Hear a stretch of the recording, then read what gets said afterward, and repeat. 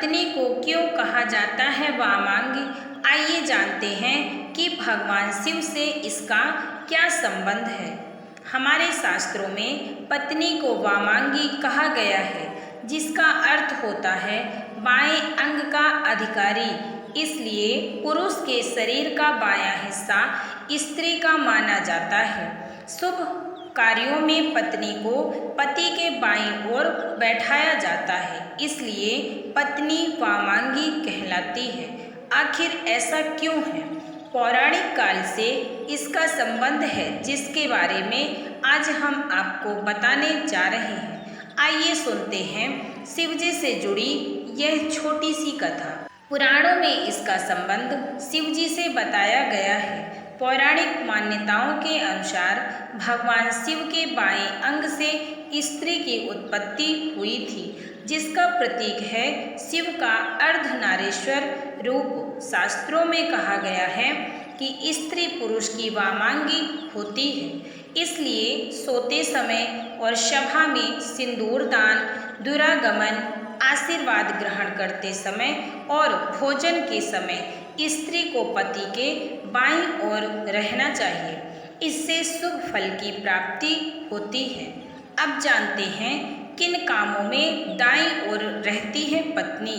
वामांगी होने के बावजूद भी कुछ कामों में स्त्री को दाईं ओर रहने की बात शास्त्रों में कही गई है।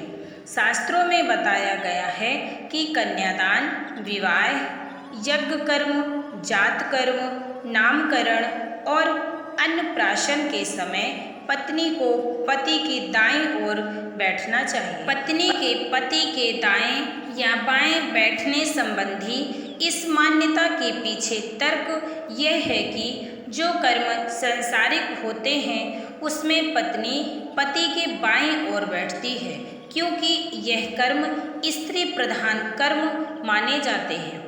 यज्ञ, कन्यादान, विवाह यह सभी काम परलौकिक माने जाते हैं और इन्हें पुरुष प्रधान माना गया है। इसलिए इन कर्मों में पत्नी के दाईं ओर बैठने के नियम हैं। अब जानें क्या है अर्धांगिनी का अर्थ। सनातन धर्म में पत्नी को पति की वामांगी कहा गया है, यानी कि पति के शरीर का बायां हिस्सा।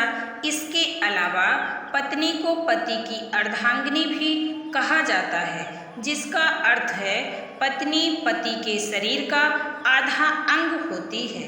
दोनों शब्दों का सार एक ही है, जिसके अनुसार पत्नी के बिना पति अधूरा है। हिंदू धर्म के प्रसिद्ध ग्रंथ महाभारत में भी भीष्म पितामह ने कहा था कि पत्नी को सदैव प्रसन्न रखना चाहिए, क्योंकि उसी से वंश की वृद्धि होती है। वह घर की लक्ष्मी है और यदि लक्ष्मी प्रसन्न होती है तभी घर में खुशियाँ आएंगी। इसके अलावा भी अनेक धार्मिक ग्रंथों में पत्नी के गुणों के बारे में विस्तार पूर्वक बताया गया है। तो दोस्तों, आप लोगों को ये वीडियो कैसा लगा? अगर पसंद आया हो तो मेरे वीडियो को लाइक और शेयर ज़रूर करें। मेरा वीडियो देखने के लिए आप सभी को धन्यवाद। ऐसे और भी अन्य भक्ति वीडियो सुनने या पढ़ने के लिए मेरे चैनल को सब्सक्राइब जरूर करें। आप सभी लोगों को राधे राधे, हर हर महादेव।